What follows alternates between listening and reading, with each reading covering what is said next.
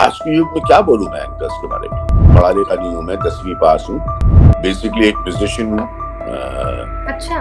जिंदगी के 18 साल मैंने तबला सीखा बनारस और लखनऊ घराने से। कभी कभी रिग्रेट भी होता है कि इस प्रोफेशन में क्यों आए। बड़े बड़े संपादक खुद ही मुझसे कहते हैं टेलीविजन के कि इतना स्प्लिट तो मैंने आज तक दुनिया का कोई मीडिया नहीं देखा। यहाँ तो एंकर जब बैठता है टीवी पे तो आदमी को कमरे में मालूम ही कि वो बोलेगा क्या। I was offered to become an actor in 2003. तब मुझे good and so nice to see you after such a long time, Namita. Yes. Charming and smiling as ever. So nice to see you. Thank God you. bless you. Same to you. चलिए आपके जिंदगी के बारे में कुछ बात करते हैं कि कैसे आप इस फील्ड में आए, कैसे सेलिब्रिटी बन गए एकदम से, एक पायनियर न्यूज एंकर बने, और ये पूरी जर्नी आपकी कैसी रही, थोड़ा सा जिस्ट में हमें बता दीजिए। बड़ी पेनफुल जर्नी है, जिसकी बड़ी अजीब है, because now when I look back तो बहुत सारी चीजें समझ में आती है। उस समय तो एक उम्र होती है, आप भी काम करते थे तो फ्लो में निकल जाता आदमी, पता ही नहीं चलता कुछ भी। लेकिन जब लोगों को बताता हूँ तो बहुत ही वो शॉक्ड हो जाते हैं, क्योंकि कंप्लीटली अनएजुकेटेड हूँ, पढ़ा लिखा नहीं हूँ मैं, 10वीं पास हूँ। अच्छा। और पेरेंट्स की बहुत कम, फादर जो है वो उनकी बहुत कम उम्र में आई लॉस्ट हिम, तो माँ बाप का साया ही नहीं मिला मुझे। बाद में माँ भी नहीं, तो बस जो काम मिलता चला गया वो काम मैं करता चला गया। ना कोई ट्रेन टेलीविजन इंस्टीट्यूट गया, जैसे कोई जामिया या IIMC, ऐसी कोई जगह नहीं गया। ना कोई एंकरिंग की ट्रेनिंग हुई, कभी कोई ऐसी चीजें हुई नहीं लाइफ में। बस काम मिलता चला गया और मैं करता चला गया। But that's in short. The only difference was कि मैं बेसिकली एक म्यूजिशियन हूँ। अच्छा। जिंदगी के 18 साल मैंने तबला सीखा बनारस और लखनऊ घराने से।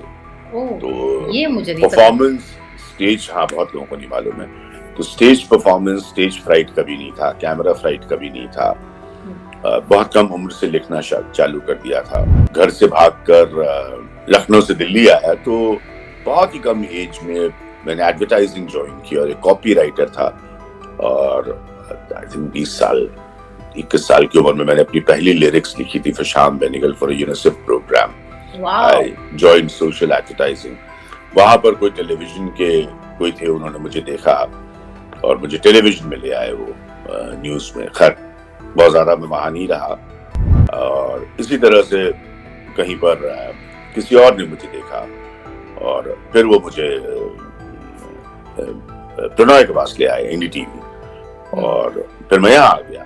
सो that's how it happened. तो कोई अब बहुत दर्द होता है चीजों को जान के, उस समय नहीं पता चला, but I'd like to study much more, I couldn't do proper academics the way I would have wanted to. I still want to do it. तो बस यही है, तो बस होता चला गया, कुछ मालूम ही नहीं चला मुझे। तो अच्छा ही हुआ, जो भी हुआ आपको नेक्स्ट स्टेप जब जो लिया आपने वो काफी अच्छा ही रहा आपके लिए, आपकी लाइफ के लिए। तो ऐसा लगता है, हालांकि आप आज का टेलीविजन देख के तो मुझे नहीं समझ में आता कि कभी कभी रिग्रेट भी होता है कि इस प्रोफेशन में क्यों आए। I was offered to become an actor in 2003. तब मुझे जुनून था कि नहीं टेलीविजन जर्नलिज्म ही करना है। I said no to it. Today I regret it. अभी मैं बॉम्बे गया था recently, I must tell you. अब फिर लोग कहते हैं मुझे कि कम से कम कुछ नहीं तो अपनी आवाज बेचिए। आपने कभी अपनी आवाज नहीं बेची। और ये बच्चन साहब जैसे लोगों ने मुझे 2012 में कहा था, तब because I was employed anywhere somewhere, तो I didn't have the opportunity.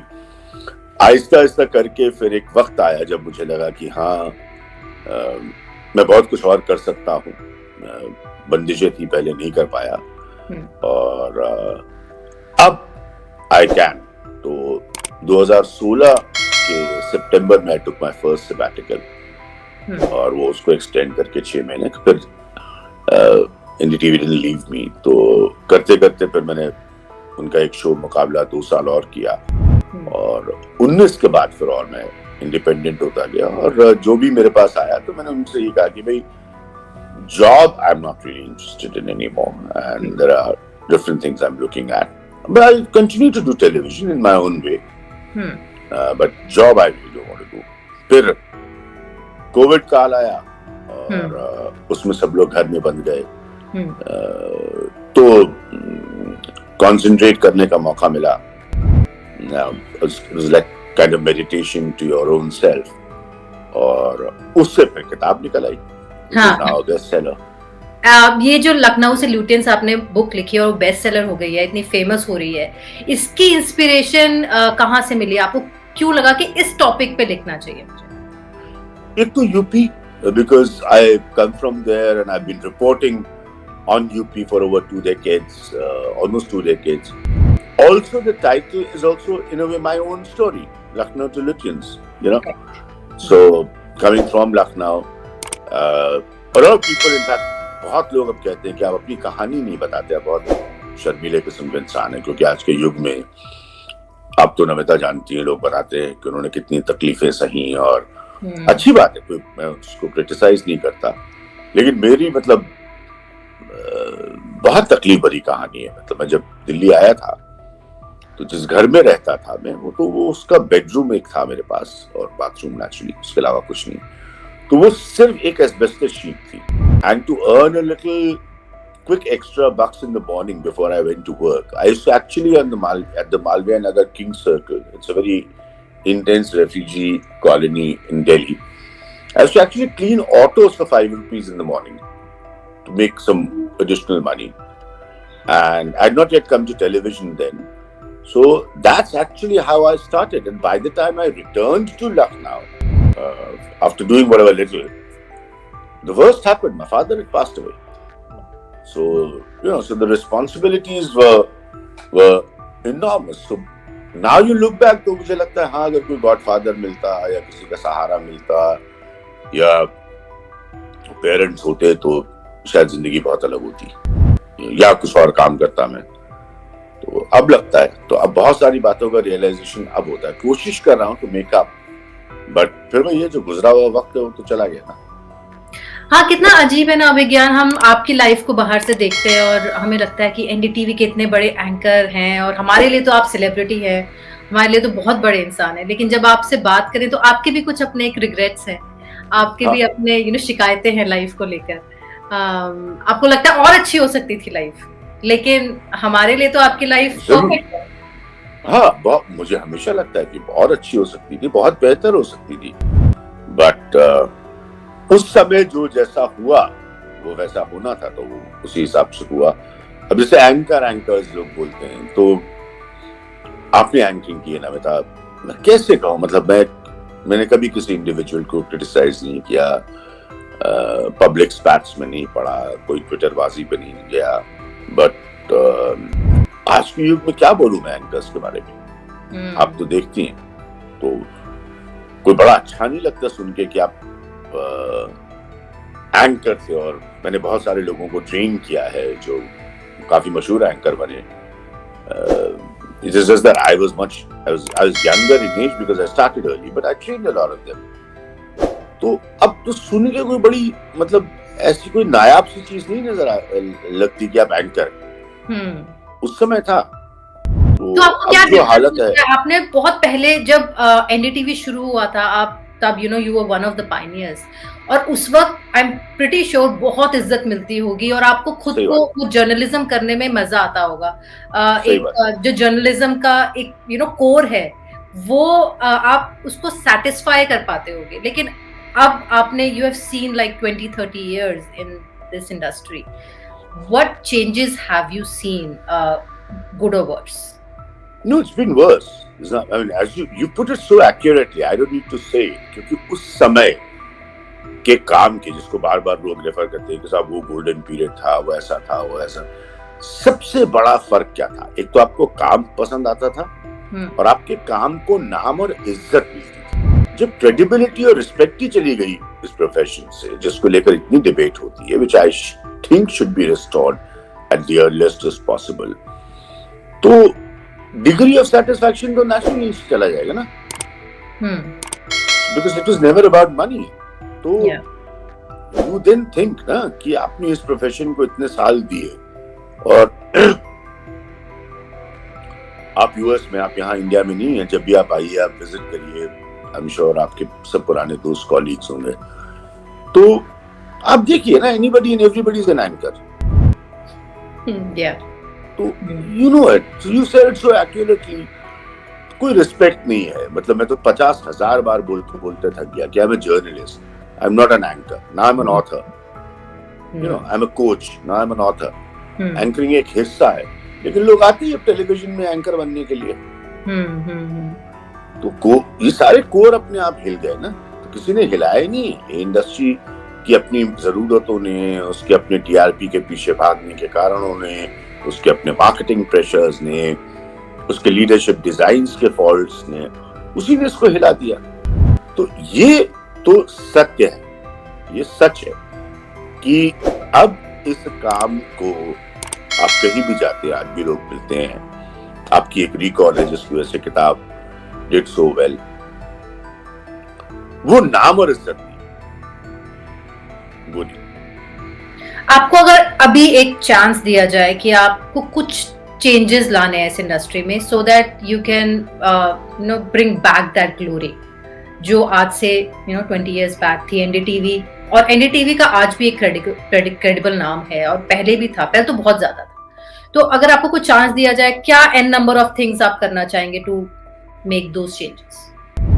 Just कुछ नहीं, कोई रॉकेट साइंस नहीं है, करने नहीं के लिए लोग तैयार नहीं है।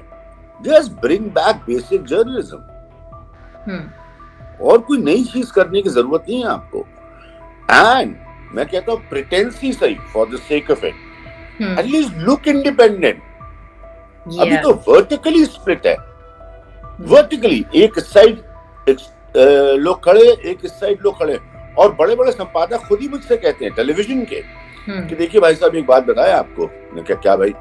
कह रहे ये जो बीच वाले लोग है ना, सेंट्रिस्ट पोजीशन के, मेरे जैसे लोग जो ये मानते थे कि नहीं दोनों साइड की कहानी होनी चाहिए, अब इनकी मौत हो गई है, अब इनकी कोई जगह नहीं, वो खुद ही कहते हैं। तो या तो आप एकदम ही मतलब एक्सट्रीम किसी एक डायरेक्शन में, या एक्सट्रीम किसी दूसरे डायरेक्शन में, और दोनों साइड अपने को महान बता रहे हैं। तो मैं हमेशा कहता हूँ कि भाई जो लोग दूसरों को कह रहे हैं कि ये फलाना मीडिया, ये ढिमाका मीडिया है, वो खुद क्या कर रहे हैं, वो कहाँ से महान हो गए? तो इतना स्प्लिट, तो मतलब I travel a lot in the world, तो इतना स्प्लिट तो मैंने आज तक दुनिया का कोई मीडिया नहीं देखा। There of course media has its own opinion and sides, but इतना डीपली स्प्लिट नहीं। तो कोई रॉकेट साइंस नहीं है, आप कम से कम कोर सेंस ऑफ इंडिपेंडेंस वापस ले आइए। तो ऐसा कोई गोल्डन पीरियड चला नहीं गया है। Why are people moving on to digital? क्योंकि उनको लगता है कम से कम नए एक्सपेरिमेंटेशंस है, नई बात सुनने को मिल रही है। यहाँ तो आप एंकर रही है, मैं एंकर रहा हूँ। यहाँ तो एंकर जब बैठता है टीवी पे, तो आदमी को कमरे में मालूम ही कि वो बोलेगा क्या। अच्छा, ऐसा भी है? हाँ। अच्छा, हमें तो पता होता है हम क्या बोलने वाले हैं। हाँ, तो क्लियर है, फलाने का शो है, वो ये बोलेगा। अच्छा। There's no element of surprise. There's no element of journalism. No, you actually know that the other person is going to say this. Then what do you do? So people are moving away from television. You know, there are people who argue, oh, that's not happening. Maybe they have a different feedback, but the feedback I have, I travel a lot, I meet people, and people are moving away because they don't understand this. अभी क्या आप आज की बात कर रहे हैं, मुझे याद है जब मैं इंडिया में थी आज से 10 साल पहले, और हम एक कैब में ट्रैवल कर रहे थे, मैं और एक रिपोर्टर थे। तो कुछ तो हम लोग बात कर रहे थे अबाउट द चैनल, और कुछ हमने कुछ बोला उस ड्राइवर को कि we are from media, you know, हम कुछ बात हो गई, और हमने बड़े प्राउडली बोला वी आर फ्रॉम मीडिया, तुम ऐसे मत बोल। कह रहे हमें कोई फर्क नहीं पड़ता आप मीडिया से हो या ना हो, आप लोग कुछ नहीं करते हो।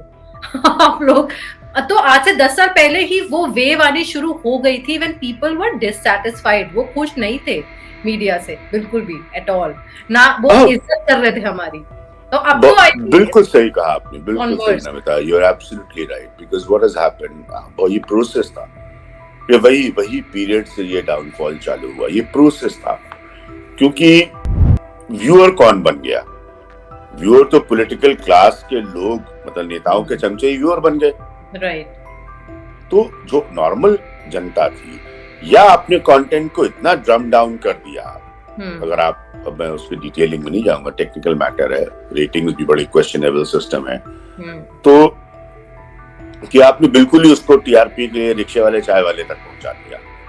तो तो जो पढ़ा लिखा प्रोग्रेसिव वर्ग है, नौजवान है, 37% of this population in this country is young, वो सब मूव करता चला गया ना। बोला हमें देखना ही ना, because there is no depth, there is no analysis, there is no questioning, there is nothing ना। तो उनको ऐसा महसूस होने लगा। अब मैं ये बात कह रहा हूँ और सब ये बात कह रहे हैं, ठीक है, ये कोई नई बात तो आप सुन नहीं रहे मेरी मुझसे, लेकिन मेरे पास ये नहीं समझ में आता कि कोई चेंज करने को तैयार नहीं है। कह सब रहे, खूब सेमिनार्स होती है, खूब चर्चा होता है, आज भी मीडिया है, लेकिन चेंज तो कुछ नहीं होता।